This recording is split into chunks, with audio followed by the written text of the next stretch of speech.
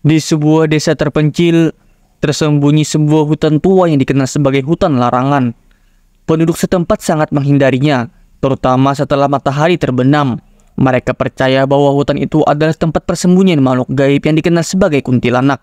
Sudah berabad-abad lamanya, kisah seram tentang makhluk ini diwariskan dari generasi ke generasi. Namun tak ada yang benar-benar berani memastikannya. Dinda, seorang gadis kota yang baru saja pindah ke desa bersama keluarganya, tidak percaya dengan cerita-cerita tersebut. Baginya itu hanyalah mitos yang dibuat-buat untuk menakuti anak kecil. Namun rasa penasaran yang besar membuatnya bertekad untuk membuktikan bahwa cerita itu hanya dongeng semata. Bersama dua temannya, Riko dan Nina, Dinda memutuskan untuk menjelajahi hutan larangan di malam hari, saat suasana lebih mencengkam dan misteri lebih terasa. Malam itu, bulan purnama menggantung tinggi di langit, memberikan sedikit cahaya di tengah kegelapan yang pekat. Ketiganya berjalan perlahan-lahan memasuki hutan, ditemani suara angin yang berdesir melalui dedaunan. Langkah mereka makin dalam ke dalam hutan, jauh dari desa. Semakin masuk, semakin sunyi suasananya. Hanya terdengar suara burung hantu yang sekali menjerit. Sepertinya tidak ada apa-apa di sini. Mungkin kita sebaiknya pulang, kata Nina. Suaranya bergetar sedikit. Ayo, jangan takut dulu, kita baru saja masuk. Kita harus membuktikan kalau semua cerita itu hanya mitos, jawab Dinda dengan senyum yakin. Namun tak lama setelah Dinda berkata demikian, suara tawa pelan tiba-tiba terdengar dari arah pepohonan. Tawa itu tipis, hampir seperti angin, tetapi cukup jelas untuk membuat ketiganya berhenti dan saling pandang dengan wajah tegang. Kamu dengar itu? Tanya Riko dengan suara berbisik. Iya, tapi mungkin cuma angin, jawab Dinda, meskipun raut wajahnya mulai menunjukkan sedikit keraguan. Namun suara tawa itu terdengar lagi, kali ini lebih jelas dan lebih dekat. Tawa tersebut terdengar aneh, mengandung kengerian yang sulit dijelaskan. Dinda merasa bulu kuduknya meremang dan Nina mulai bergetar. Aku gak suka ini, Din, kita harus pergi sekarang, kata Nina sambil menarik tangan Dinda. Sebelum Dinda bisa menjawab, pohon-pohon di sekitar mereka tiba-tiba bergerak, seolah-olah ada sesuatu yang bergerak di antara cabang-cabangnya. Sesuatu yang tak terlihat, tapi jelas mendekat ke arah mereka. Angin dingin tiba-tiba bertiup kencang, membawa bau busuk yang menusuk hidung. Bau yang aneh dan mengerikan, seakan ada sesuatu yang mati membusuk di sekitar mereka. Riko mulai berjalan mundur. Ini bukan hal yang bisa kita anggap main-main. Ayo keluar dari sini, katanya. Namun ketika mereka berbalik untuk kembali, sosok putih terlihat berdiri di depan jalan keluar. Sosok itu berambut panjang dengan wajah tertunduk dan rambutnya menjuntai menutupi hampir seluruh wajahnya. Gaunnya yang compang-camping melayang ringan di atas tanah, dan suara tawa serak mulai terdengar lagi.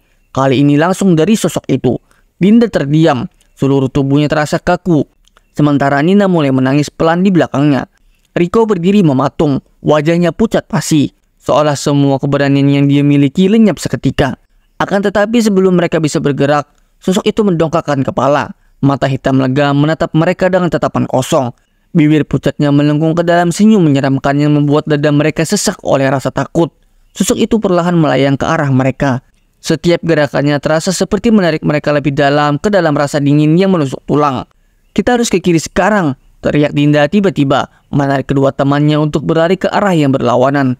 Mereka berlari sekuat tenaga, menembus belantara hutan yang terasa semakin gelap.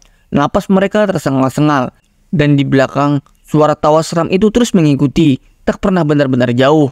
Di setiap bayangan pohon, seolah-olah sosok kuntilanak itu menampakkan diri, mengawasi setiap langkah mereka. Kemana kita sekarang? Tanya Nina sambil terisak. Kelelahan dan ketakutan menyelubungi dirinya. Tidak tahu, teriak Dinda putus asa. Mereka kehilangan arah. Hutan ini terasa seperti labirin tak berujung, membuat mereka tersesat semakin jauh dari desa. Ketika mereka mencapai sebuah gubuk tua yang terlantar di tengah hutan, mereka berhenti untuk menarik napas. Gubuk itu terlihat rapuh, seolah akan runtuh kapan saja. Namun mereka tidak punya pilihan lain. Dengan penuh ketakutan, mereka masuk ke dalam berharap dapat berlindung. Di dalam gubuk, keheningan mencekam melingkupi mereka. Hanya ada bunyi langkah kaki yang semakin lama semakin mendekat. Sosok kuntilanak itu kini berada di luar, dan mereka tahu tidak ada tempat untuk lari lagi.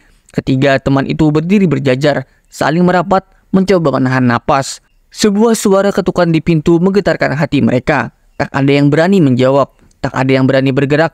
Kemudian dengan pelan, pintu itu terbuka dengan sendirinya, memperlihatkan kegelapan di luar. Di ambang pintu, sosok putih itu melayang perlahan masuk. Wajah pucatnya memandang mereka dengan tatapan penuh dendam. Kalian masuk ke tempatku, dan tidak ada yang bisa keluar hidup-hidup. Bisik suara serak yang keluar dari bibir sosok itu. Dinda merasakan seluruh tubuhnya menggigil saat makhluk itu mendekat. Tawa kuntilanak tersebut semakin mengerikan, menggema di dalam gubuk. Cahaya bulan dari celah-celah gubuk menerangi wajahnya yang mengerikan, membuat ketiganya merasakan teror yang belum pernah mereka alami. Dalam 1 detik, Riko berlari keluar, diikuti oleh Nina yang panik. Dinda yang terlalu takut untuk bergerak hanya bisa memandangi kuntilanak itu. Tangan dingin makhluk itu menjuntai, siap meraih Dinda. Namun tepat saat kuntilanak itu hampir menyentuhnya, Dinda mendengar suara-suara dari kejauhan. Suara orang-orang dari desa yang datang mencari mereka. Kuntilanak itu berhenti, mengeluarkan tawa terakhir yang mengerikan sebelum melayang kembali ke kegelapan hutan, menghilang di antara pepohonan, meninggalkan Dinda terjatuh lemas di lantai. Sejak malam itu, Dinda tidak pernah melakukan cerita tentang hutan larangan lagi, sebab dia tahu kini tempat itu benar-benar merupakan tempat persembunyian bagi sesuatu yang mengerikan, sesuatu yang tidak seharusnya diganggu.